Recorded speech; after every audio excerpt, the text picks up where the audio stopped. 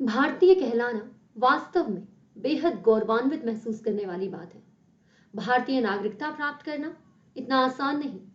हम सौभाग्यशाली हैं जो हम में से अधिकांश लोगों को जन्म से ही भारतीय नागरिकता मिली है।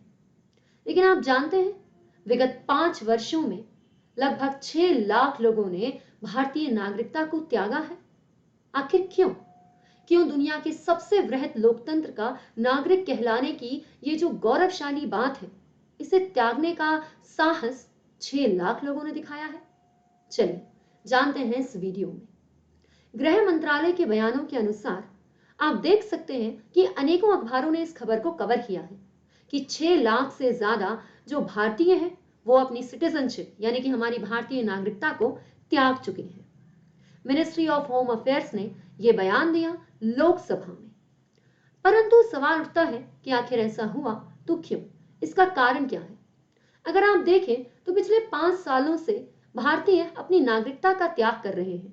इसके मुख्य कारणों में एक नहीं बल्कि अनेकों कारण दिए जा सकते हैं। पहला कारण हो सकता है भारत में दोहरी नागरिकता का ना होना। आप सभी जानते हैं कि हमारा भारत एकल नागरिकता की बात करता है, जिसके तहत हमारे भारत में एक व्यक्ति अगर भारतीय नागरिकता को रखता है तो वह किसी और देश का नागरिक नहीं हो सकता।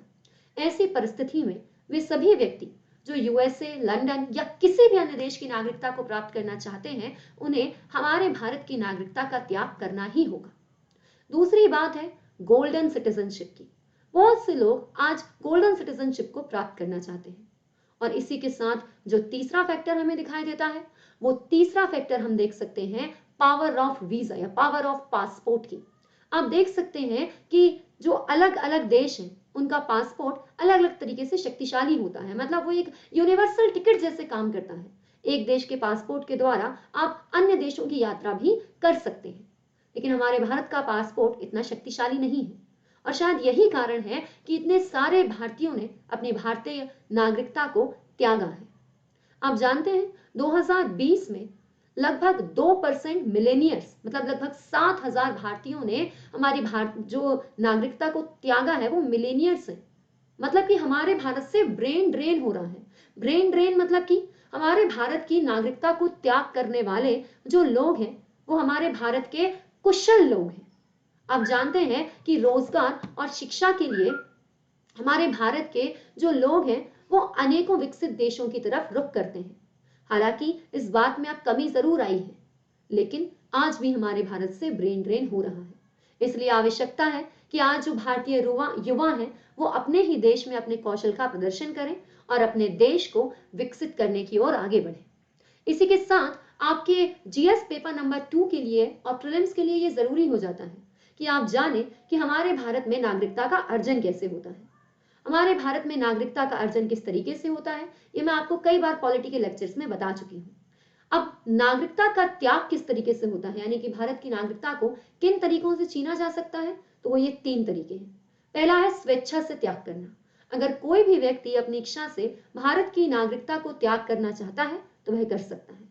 दूसरा है विदेशी नागरिकता का अर्जन। जैसा मैंने आप लोगों को अभी बताया कि हमारा भारत डुअल सिटीजनशिप को सपोर्ट नहीं करता है, तो अगर किसी भी व्यक्ति को किसी दूसरे देश की नागरिकता का अर्जन करना है तो उसे भारतीय नागरिकता का त्याग करना ही होगा।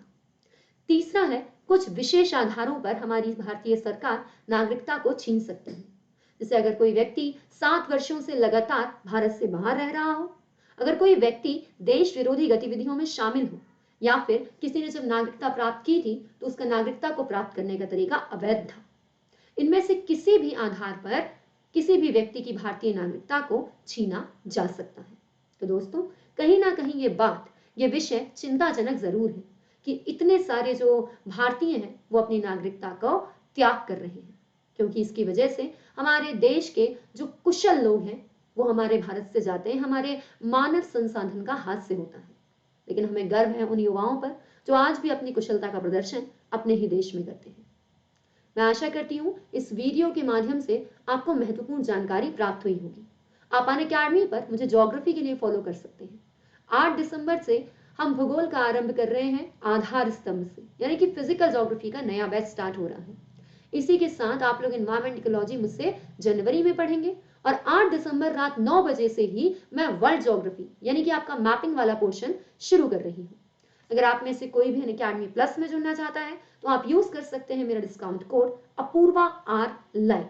इसके अलावा आप हर संडे अनअकैडमी के द्वारा कंडक्ट किए जाने वाले कॉम्बैट में हिस्सा लेकर स्कॉलरशिप भी जीत सकते हैं। किसी भी तरीके से अगर आप अनअकैडमी से जुड़ना चाहते हैं किसी भी परीक्षा के लिए, चाहे वो यूपीएससी हो, स्टेट पीएससी हो, एसएससी हो या कोई भी एग्जाम हो, आप मेरा discount code Apoorva R live जरूर यूज करें। धन्यवाद।